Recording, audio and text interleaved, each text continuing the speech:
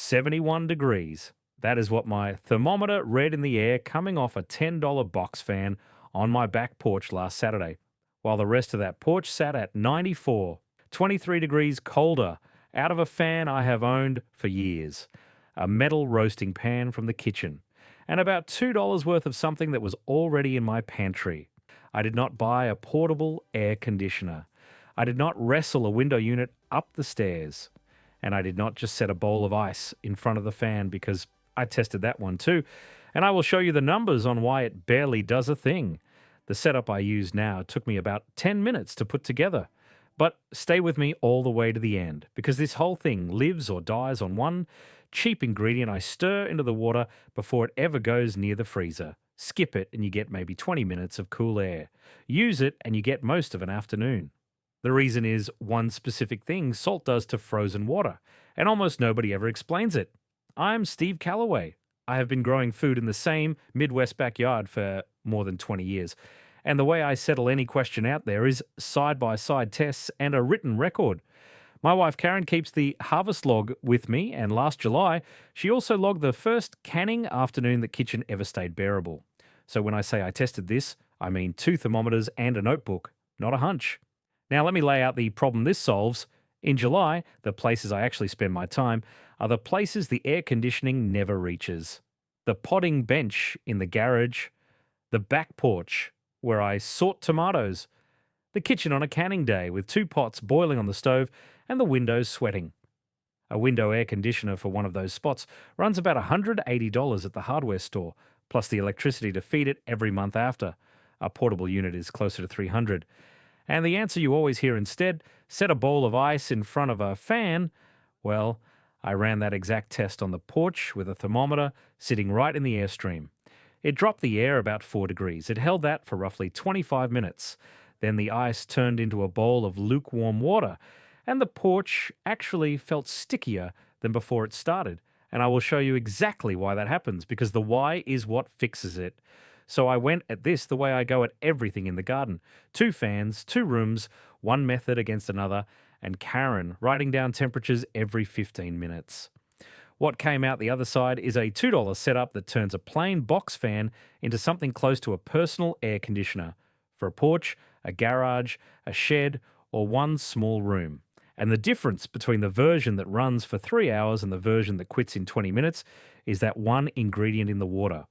I will come back to it because it is the part everybody skips. Now, this fan project is a summer side job, but it comes straight out of the same habit that runs my whole garden, which is test it, measure it, and write down what actually happened. The garden side of that habit is all written down in one place, a book I put together called Steve's 30-Day Maximum Yield Protocol. It is the exact 30-day system I follow in my own backyard to roughly double what every plant produces, laid out day by day from soil preparation through harvest. It covers the big 7 yield killers, which is how you find what is holding your garden back, plus feeding for fruit instead of foliage, the strategic pruning that feels wrong but multiplies production, and companion and succession planting with the science behind why each one works. It is 115 pages.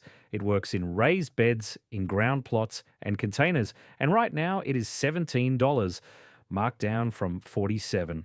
One tomato plant producing the way it should covers that. Now go ahead and grab your phone and open up your camera, the same one you use to take pictures. Point it at that square code on your screen and hold it steady for a second. A little link will pop up, give it a tap, and it will take you straight to the book. And if you're watching on your phone right now, the link is waiting for you right down below in the description. Take your time. There is no rush at all. I'll wait right here. All right, back to that hot porch, because I owe you the reason the bowl of ice let you down. Ice sitting open in a bowl has 2 problems, and they gang up on you. The first problem is temperature. The moment ice leaves your freezer, the outside of it warms up to 32 degrees, and it sits at 32 the whole time. It melts.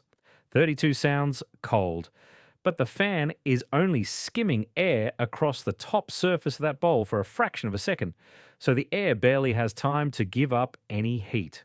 The second problem is the water. As the ice melts in an open bowl, That melt water starts evaporating straight into your room, and the fan helps it along. Evaporation loads the air with moisture, and humid air at 90 degrees feels worse on your skin than dry air at 90 degrees, so the bowl trick gives you a few weak degrees of cooling up front, then spends the rest of the afternoon making the room feel like a greenhouse. Same fan, same room, and it actually left the porch feeling worse. The garden doesn't lie, and neither does a thermometer. That handles the why of the failure. But it leaves you needing a version where the cold surface stays far below 32 and where the water never gets loose into the air. That is exactly what the bottles do. Let me walk you through the build and take your time with each step, because none of this needs to be rushed. You need 2 or 3 empty 2-litre soda bottles, rinsed out. You need plain salt, and a 4-pound box of rock salt or even ordinary table salt runs about $2 at the grocery store, which is where the $2 in the title comes from, because everything else on the list you already own. You need a metal roasting pan or a baking sheet with a lip, and you need your fan. Step 1. Fill each 2-litre bottle about 3/4 full with plain tap water. Leave that top quarter empty. Water grows when it freezes, and a bottle filled to the brim will split open in your freezer. Step 2. Add a half cup of salt to each bottle. That is a half cup. 8 level tablespoons, not a pinch, and not the whole box. Screw the cap on tight. Now shake that bottle hard for a good 30 seconds until the water turns cloudy and most of the salt lets go of the bottom. You will see why the salt is in there before we are done, and I promise it is the whole engine of this machine. Step 3. Take a permanent marker and write the word salt in big letters on every bottle. Do not skip the marker. Nobody in your house, and especially no grandkids, raiding the freezer on a hot day should ever drink from these bottles. Salt water is not for drinking, so label it like you mean it.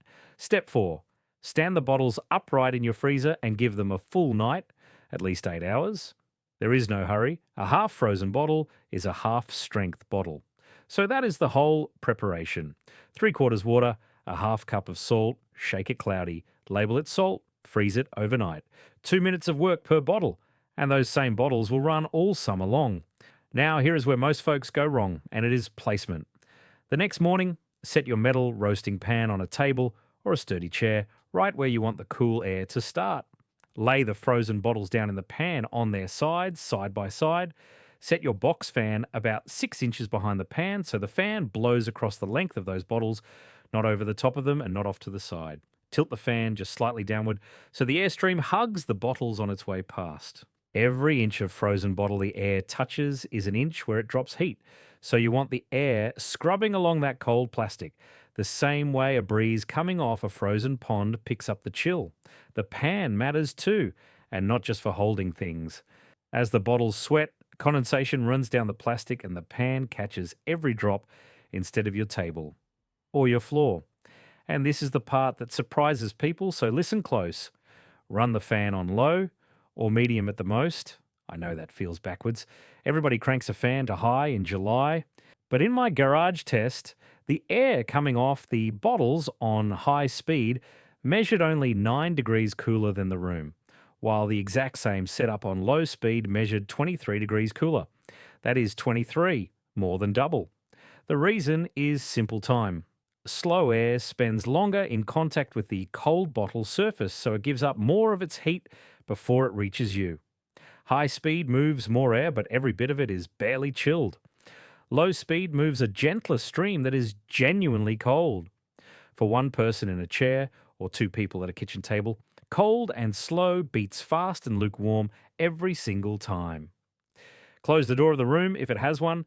Aim the stream at where you sit and let it work on the space around you instead of fighting the whole house.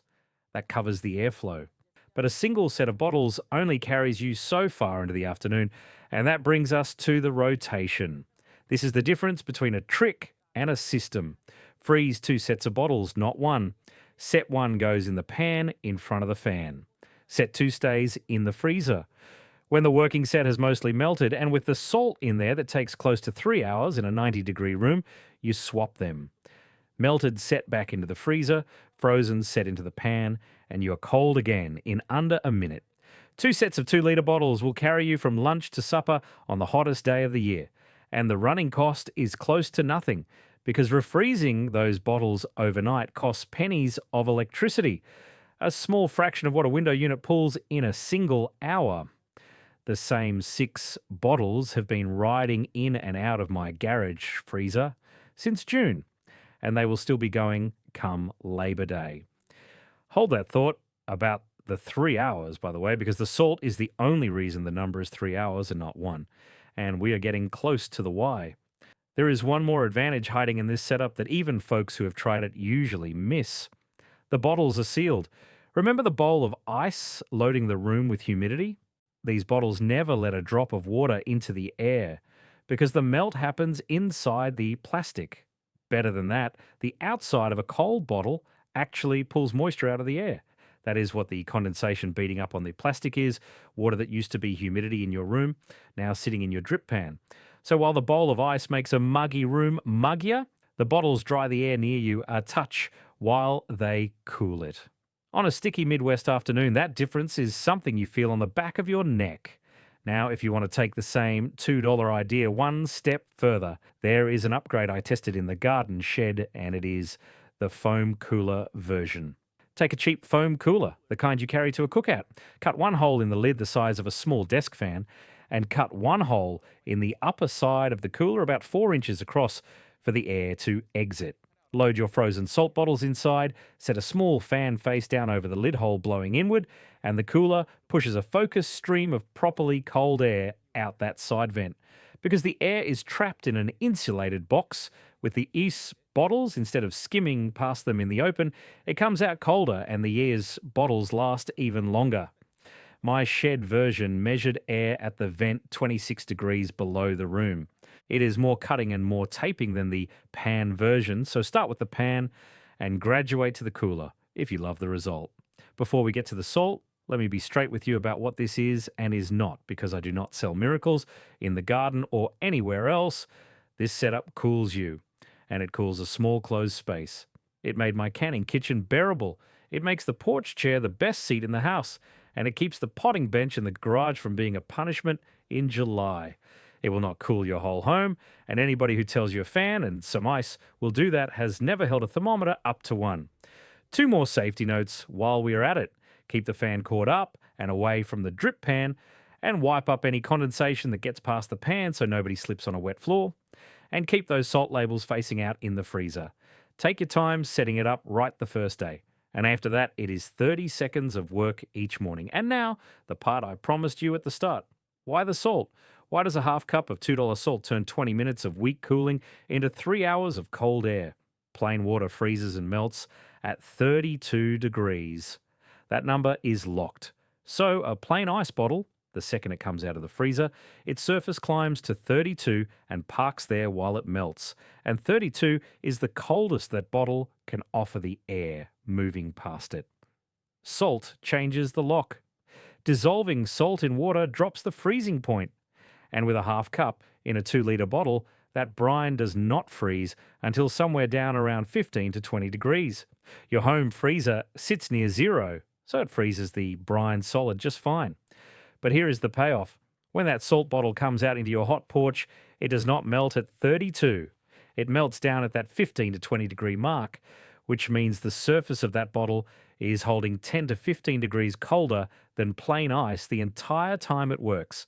And melting is where the real cooling muscle is, because melting ice swallows an enormous amount of heat from the air around it without warming up itself. You already know this science, by the way, you just know it in reverse. It is the same reason we throw salt on an icy sidewalk in January. Salt forces frozen water to melt at a colder temperature. In winter, that clears your steps.